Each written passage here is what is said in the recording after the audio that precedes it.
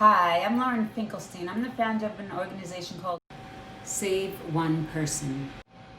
Now that you know who we are, let me tell you about what we do.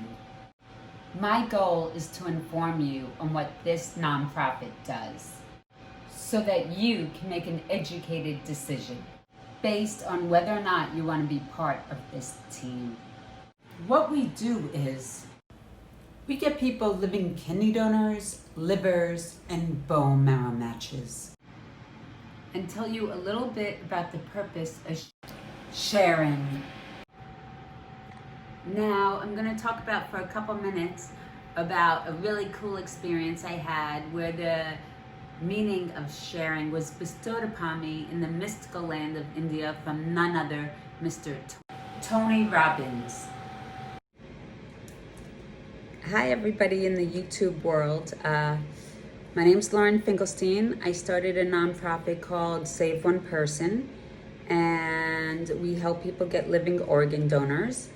And I want to share with you one really important thing I've learned, and that's the importance of sharing. And I want to tell you the origin. I have spent a ton of money on self-improvement type of classes, whether it be Landmark Education, if you've ever heard of that, or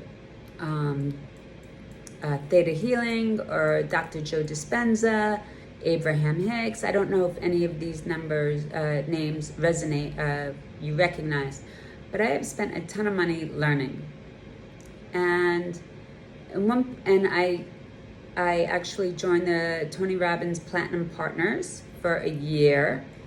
And one of the trips was actually to India. And India was never on my bucket list, but I ended up in India. And I want to give you a snapshot of one evening. One evening, we were, all the lights were dim and we were outside in Jaipur, which is the magical pink city, I believe they refer it as. And we were listening to chanting for at least an hour. We were all in a very deep meditative state. I don't know if it's in a theta state or if it's hypnotic or it's going in your subconscious, but just very relaxed, very open to the universe. And Tony Robbins and his wife Sage, Donnie Epstein, and Sage's brother Scott were all at the front, and they were actually giving blessings. And I had never been to something like that before. I've gotten blessings from rabbis, and they say you can even get a blessing from a homeless man. Everybody has the power of blessing. But it was very special because it was after like an hour of chanting. So everybody was in a different headspace, so to speak. And so it was my time to go up. And I didn't know who was going to be giving me the blessing. But I find myself standing in front of Tony Robbins. And Tony Robbins puts his hands on my head, and I could feel his hand shaking. And it seemed like for 5 minutes, maybe it was a minute or two, I don't know, but I could feel his hands shaking on my head as if all the force of the universe, he was being a conduit for the universal energy into my body. And it was, half my mind was thinking, what is this? This is unusual. And the other half was just really enjoying the moment and the experience. I didn't even know what it was, but I felt like I was getting a blessing, or I was getting like a upgrade, so to speak. Yeah, that's a great word, like an upgrade. Or my thinking, like rewiring of my synapses in my brain. I don't know what it was. I do know that it was like nothing I had ever experienced. And after he removed his hands from me, he whispered in my ear, "What you learn here, share with others." It really stayed with me. It really made a powerful imprint on me. Now, I'm no Tony Robbins. I'm not an Oprah. As a matter of fact, when I do Facebook Lives, I'm lucky if I get a couple of views. But I do know that I have things to share with the world that I've learned from great masters. And ever since then, I really have used my time to try to share whatever knowledge I learn about anything that I feel can help anyone. For instance, I went to Ann Wigmore. Now, Ann Wigmore had stage 4 colon cancer. And she remembered that, her grandmother ate a raw food diet, and people used to go to her to cure them of different ailments. And when Ann Wigmore had stage 4 cancer, she went on this raw food diet, decided not to have surgery or chemo or radiation, and she healed herself. It took about a year, at least a year, but she didn't go through any of that, and she went from stage 4 to no cancer. And I did that program, and I shared tidbits of what I learned there with anyone who would listen on my Facebook group or the email alerts I would send out. After that experience, I wrote a book called Save Me, Save the World, A Guide to Being a Superhero. And I took what I learned from some great minds and just little tidbits of things I learned through life. And I really realized the importance of sharing. But this is really my main point. Right now, we're in June 2020. And I say this because once you put things on video, who knows, maybe someone could be watching this 50 years in the future. So to that person, I say, hi. I'll be looking over you from the spiritual realm. I'm no longer on the physical plane. Okay, so I'm getting a little weird here. I get it. But what I want to share with you is that June 2020, so I had a choice to leave New York City because coronavirus was,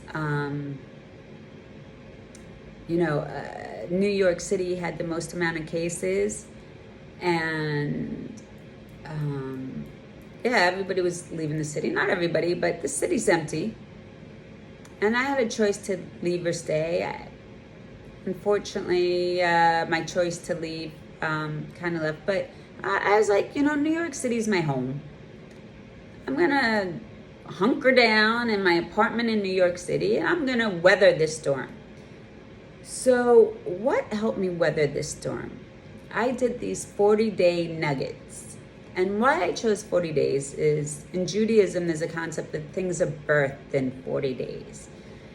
And it was going up, the cases were going up, and then the numbers were supposed to decline as it had in other countries. So every day for 40 days, I had a focus. I had a focus that I had to get out my golden nugget and share something with someone else. And every day I would share something I learned from Ann Wigmore or Tony Robbins or Dr. Joe Dispenza. And that really helped give me a center in a storm. And that took away a lot of my anxiety, a lot of my anxiousness, a lot of my being terrified. Every day I had to sit and focus on my golden nugget of what could I share. So my point is when you share the knowledge that you're blessed with, for whatever reason, whether it be a life challenge you went through or something you heard from someone smarter than yourself, whenever you share, it grounds you. It makes you into a better person. It gives you a foundation.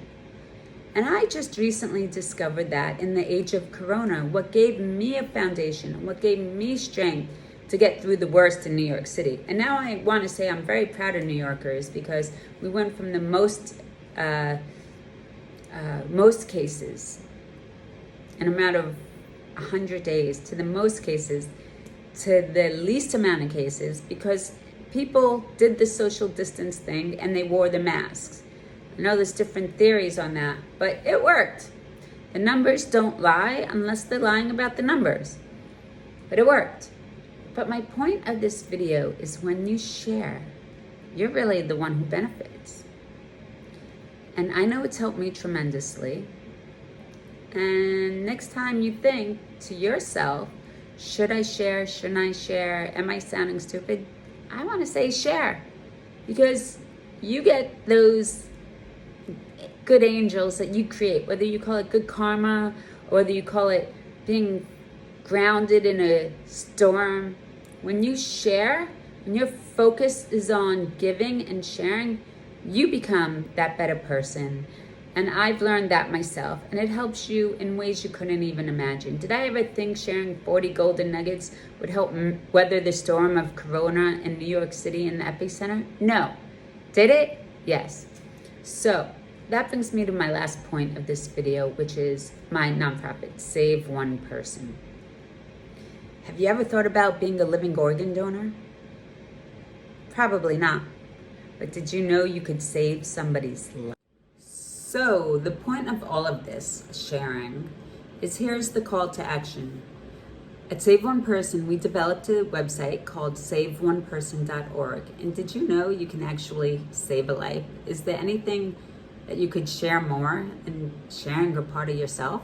Perhaps an organ? So go to Save One Person, go under urgent requests, and you can find someone's story. If it touches your heart, donate. Look into being a living organ donor. Maybe God gave us 2 kidneys because we could share the other. We could share the spare. Maybe God made the ability for the liver to regenerate itself, if you give a portion, to share. There's no greater gift.